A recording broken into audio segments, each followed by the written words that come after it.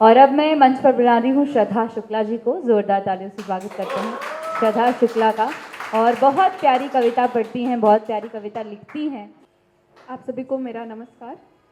मैं two liner से शुरू करती हूँ कि करने की शिद्दत होना तो तमाम काम हो जाता है। करने की शिद्दत होना तो तमाम काम हो जाता है, और शिद्दत ना होना तो हर काम तमाम हो जाता है।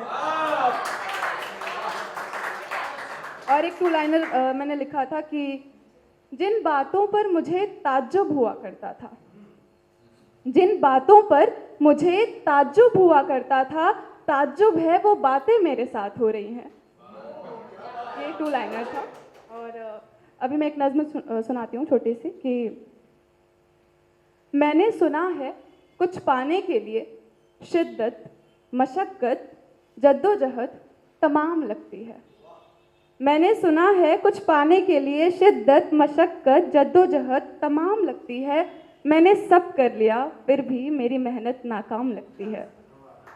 एक कमरे में हम किताबों के संग साल सालों तलक थे उलझे रहे। एक कमरे में हम किताबों के संग साल सालों तलक थे उलझे रहे। फिर खबर मिली कि मंजिल को पाने में पैसे और पहचान लगती है।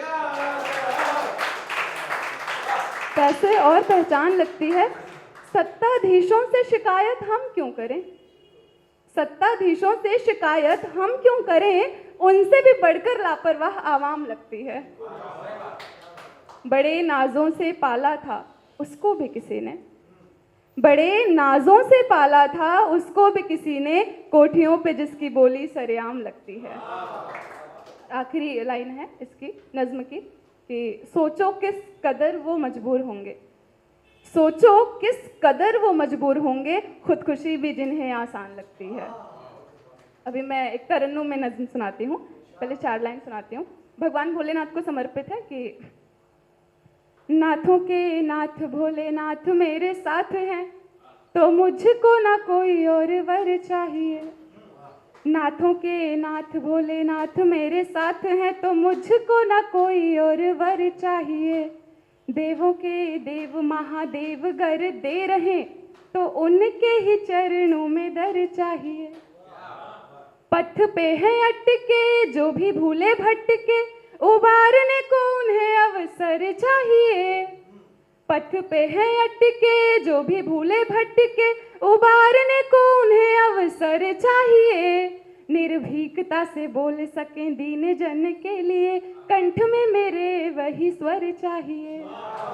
निर्भीकता से बोल सकें दीन जन के लिए, कंठ में मेरे वही स्वर चाहिए। एक आखिरी नज़्म सुनाती हूँ, फिर अपने वाणी को विराम देती हूँ। भूमिका ये है कि जब कभी हम रोते हैं और हमारे आसपास लोग इकट्ठे हो जाते हैं, पूछते हैं क्या हुआ, क्योंकि हम रो रहे होते हैं तो हम बताने के हालात में नहीं होते हैं। तब मैंने ये नज़्म लिखी थी कि इस धारदार अश्रु का जवाबदार कौन है हृदय के पार जो मलाल मत पूछिए।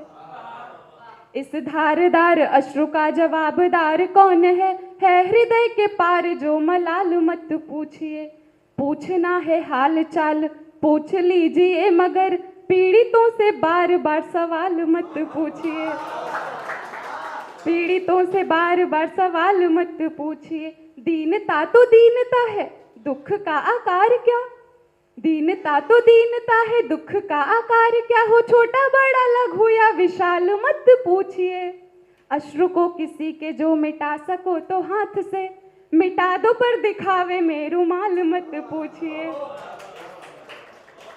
सहमी सी चिड़िया को छत्र छाया के स्वरूप घोंसला जरूरी है, डाल मत पूछिए।